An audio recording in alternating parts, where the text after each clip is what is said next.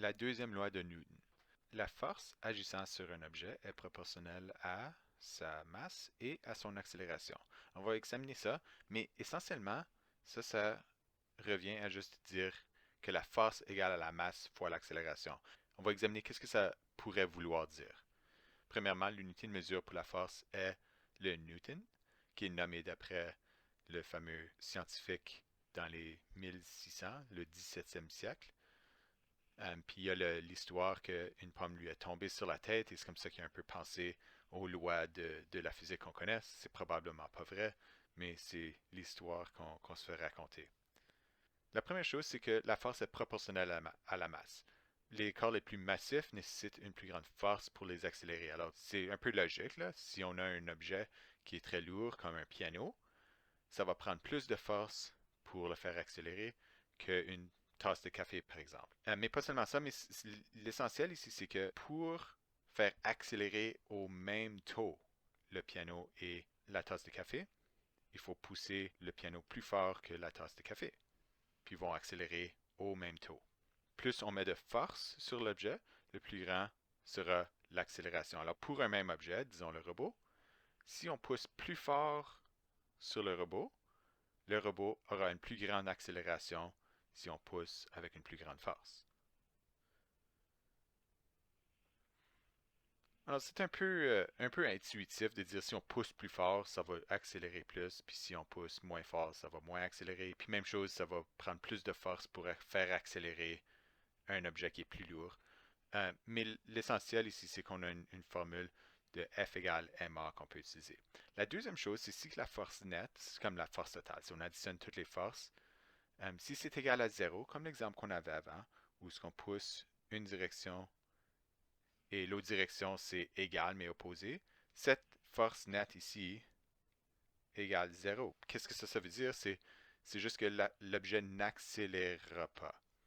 Là, on n'a pas dit que l'objet ne bougera pas, on dit que ça ne va pas accélérer. Il est très possible que l'objet aurait une vitesse constante lorsque la force nette égale zéro, mais il ne va pas accélérer. Il pourrait être immobile, parce que ça, c'est une vitesse constante. Souvent, on va utiliser l'accélération gravitationnelle pour parler de force gravitationnelle, qu'on appelle le poids. Et on a une variante de la formule ici qui est force gravitationnelle est égale à masse fois l'accélération gravitationnelle qu'on dénote G.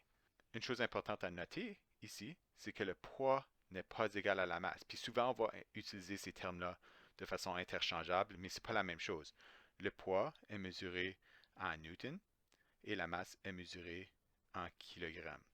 La masse te dit combien de matière tu possèdes et le poids te dit quelle force est-ce que cette masse-là ressent. Dans le cas de la gravité, l'accélération est de 9,81 mètres par seconde au carré vers le bas, un peu pareil comme qu'on avait vu avec les formules d'accélération plus tôt dans ce chapitre. Cette loi ici explique un peu pourquoi que n'importe quel objet avec n'importe quelle masse va subir la même accélération. Prenons un objet, il va subir une certaine force gravitationnelle vers le bas et va aussi être géré par cette formule ici, qui est juste la variante de Fg égale mg. Je l'ai changé pour que l'accélération gravitationnelle soit à la droite. C'est la force gravitationnelle sur la masse. Là, qu'est-ce qui arrive si on ajoute un deuxième lapin? On vient juste de doubler la masse. Mais ce qui arrive, c'est que la force gravitationnelle est aussi deux fois plus grande. Alors, on augmente la force par deux fois. Et qu'est-ce qui arrive à l'accélération? C'est qu'on peut annuler ce 2 divisé par 2, c'est encore 1. Et l'accélération gravitationnelle n'a pas changé. Alors, peu importe la masse, l'accélération gravitationnelle va toujours rester constante puisque en changeant la masse, on change la force que cette masse-là ressent. Faisons un exemple. Quelle est la force gravitationnelle d'une balle qui a une masse de 0,5 kg? Alors, comme d'habitude, on va commencer par faire une liste des données qu'on connaît. La masse qui est 0,5 kg, qui est donnée dans le problème. Mais on a aussi l'accélération gravitationnelle qu'on connaît juste parce que c'est une constante. Et ça, c'est 9,81 mètres par seconde au carré vers le bas. On cherche la force gravitationnelle. On utilise la formule Fg égale m fois g. On fait les substitutions nécessaires avec la masse de 0,5 et l'accélération gravitationnelle de 9,81. qui nous donne une force gravitationnelle de 4,905 newtons vers le bas.